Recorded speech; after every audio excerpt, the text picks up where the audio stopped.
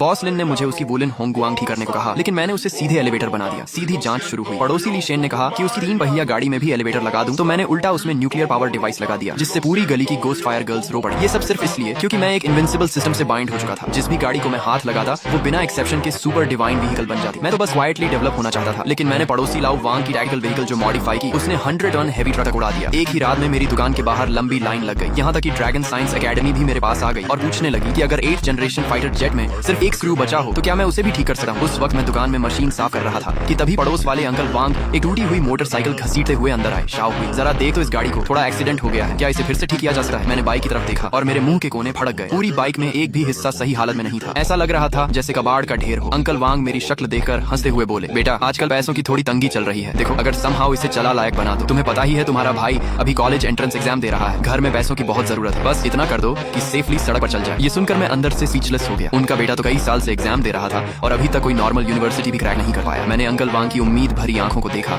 और चुपचाप सांस छोड़ते हुए बाइक को ध्यान से चेक करने लगा। ठीक है मैं ट्राई करता हूँ। जैसे ही मैंने हामी भरी वो तुरंत वहां से निकल गए, मानो डर हो कि मैं अपना फैसला बदल दूंगा। मैंने हेल्पलेस होकर सिर हिलाया और सिस्टम खोलकर बाइक लॉक की। स्क्रीन पर 95% डैमेज लेवल देकर फिर से बॉडी कांप गई। लेकिन अंकल वांग की बात याद करके मैंने मॉडिफिकेशन टारगेट में सेफ्टी परफॉर्मेंस अपग्रेड डाला और 500 युएन की मॉडिफिकेशन फी सेट की। जल्दी ही सिस्टम ने प्लान जनरेट कर दिया। मैंने बिना कुछ बोले टूल्स उठाए और काम शुरू कर दिया। 7 घंटे बाद मेरे सामने एक बिल्कुल नई चमकती हुई मोटरसाइकिल खड़ी थी। पूरी बॉडी स्पेशल मटेरियल से बनी थी, जिसकी हार्डनेस एक्सट्रीम लेवल तक बढ़ चुकी थी। सबसे खास बात ये थी कि इसमें ओनर सेफ्टी शील्ड भी इंस्टॉल था, जिससे प्रोटेक्शन मैकेनिज्म मैक्स लेवल पर पहुंच गया था। अगली सुबह जैसे ही मैंने दुकान खोली, अंकल वांग आ पहुंचे। मैंने बाहर खड़ी बाइक की तरफ इशारा करते हुए कहा, अंकल वांग ये रही आपकी बाइक, कैसी लगी। उन्होंने एक नजर डाली और वहीं फ्रीज हो गए। वो बार बार ऊपर नीचे और चारों तरफ देखकर यकीन करने की कोशिश करने लगे। फिर उन्होंने चाबी निकाली और बाइक स्टार्ट की। इंजन की आवाज सुनते ही उनकी आंखें चमक उठी। उधर उनका बेटा वांग डेफा घर लौटा और नई बाइक देकर चौंक गया। क्या पापा ने नई बाइक खरीद ली। वो तुरंत कमरे में भागा, चाबी उठाई और एक्सेलरेटर घुमाते हुए मोबाइल पर लाइव स्ट्रीम शुरू कर दी। दोस्तों आज मेरे पापा ने मेरे लिए नई बाइक खरीदी है, चलो तुम्हें राइड पर ले चलता हूँ। वो लाइव करते हुए सड़क पर निकल पड़ा। लाइव स्ट्रीम में आने वाले लोग बाइक की कूल अपीयरेंस देखकर दंग रह गए और ब्रांड गेस करने लगे। व्यूअर काउंट तेजी से बढ़ने लगा, जिससे वांग डेफा का ईगो पूरी तरह सेटिस्फाई हो गया। दोस्तों अब मैं सिटी एज वाले खाली रोड पर जा रहा हूँ, वहाँ स्पीड दिखाऊंगा। वो शहर के किनारे की सुनसान सड़क पर पहुंचा और ड्राइव करते हुए फैंस से बातें करता रहा। तभी अचानक कमेंट सेक्शन में वार्निंग फ्लड होने लगी, सावधान आगे ट्रक है, जल्दी ब्रेक लगाओ। वांग डेफा ने घबराकर सिर उठाया तो सामने रॉन्ग साइड से आता हुआ जायंट ट्रक सिर्फ कुछ मीटर दूर था। वो पैनिक में ब्रेक दबाना चाहता था, लेकिन गलती से एक्सेलरेटर दब गया। लाइव देखने वाले सभी लोगों की सांस अटक गई। ये 100 टन ट्रक था। ऐसे ट्रक से कार तक टकरा जाए तो बचना इम्पॉसिबल होता है। सब लोग अगले पल होने वाले टेरिबल एक्सीडेंट की कल्पना कर चुके थे, लेकिन तभी ऐसा सीन हुआ जिसे देखकर हर कोई स्टंट रह गया। कैमरे में दिखाई दिया कि ट्रक का लेफ्ट बम्पर टूट गया। पूरी ट्रक बैलेंस खोकर साइड में पलट गई और रेत से भरा पूरा लोड सड़क पर बिखर गया। अच्छी बात यह रही कि ट्रक ड्राइवर समय रहते बाहर निकल आया, लेकिन दूसरी तरफ मोटरसाइकिल